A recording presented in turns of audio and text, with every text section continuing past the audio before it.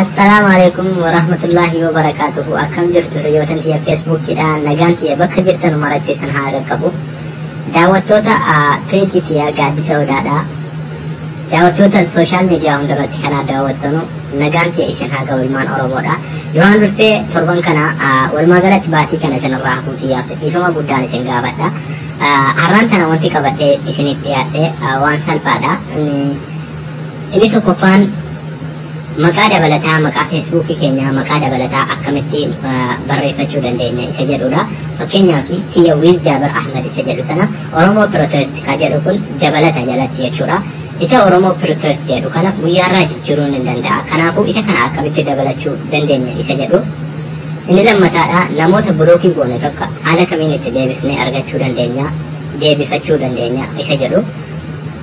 Kana lamaan isin agarsiisuun gama video kana bahee turtiin keessan naa waliin ta'uun siniin jedha. Egaa jalqaba isa maqaa kana jijjiirrachuudhaaf yookiin maqaa dabalataa uummachuudhaaf bakka abaawwatii bakka waan hundaayyuu keessatti godhattan abaawwatu bakka jedhu kana keessatti jechuudha ni seentu. Egaa wantoota garaagaraa lakkoofsa keessan ta'e Emilii teessoo keessa wanta garaagaraa bakka jireenyaa yuunivarsiitii irratti baratan sadarkaa barnoota keessanii waa mara asirratti kan guuttattanudha jechuudha.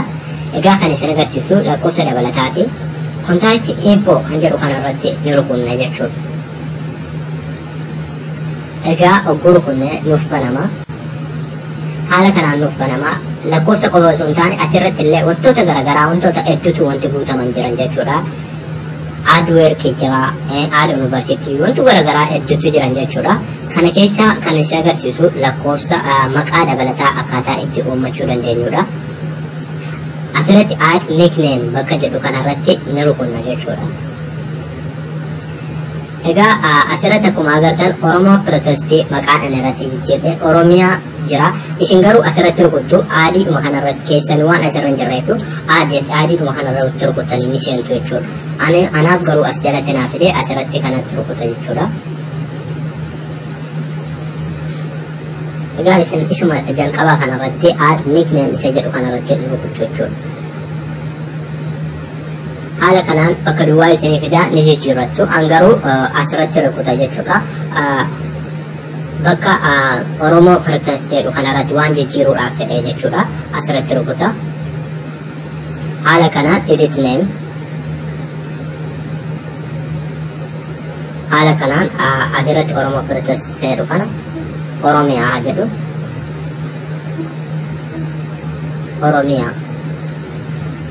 Oromiyaa ko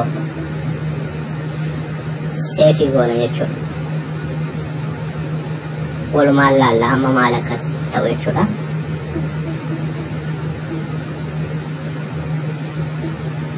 Of duuba deebinee adeemnu.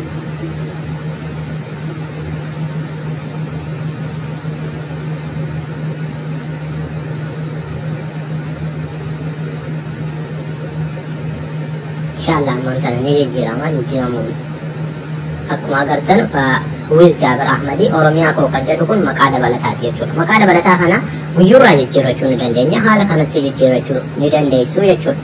Egaa inni dabalataa akkaataa nama buluukii goone tokko itti deebifnee argachuu dandeenyu. Namoonni nu buluukii goone hundinuu jechuudha.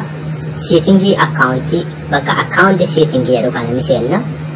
Nama buluukii goone hunda argachuudhaafi. Sana booda bakka block jedhu kana ni rukunna jechuudha. Egaa namoota blockii nu goone maraayyuu haala kanatti nu fida jechuudha. Namoota blockii nu goone haala kanatti nu fida. Bakka aan block jedhu kana rukunnee jechuudha. Irraa hiikuu ni dandeenya. Itti daballee immoo nama tokko blockii gochuudhaati. Fakkeenyaaf asirratti maqaa isaa barreessina. Maquma tiyyaa barreessu. Okay. Jaabir jedhee barreessaa namoota Jaabir ta'an mara naa fida jechuudha. Asirratti buluukii gochuu ni dandeenya nama feene buluuk gochuu ni dandeenya.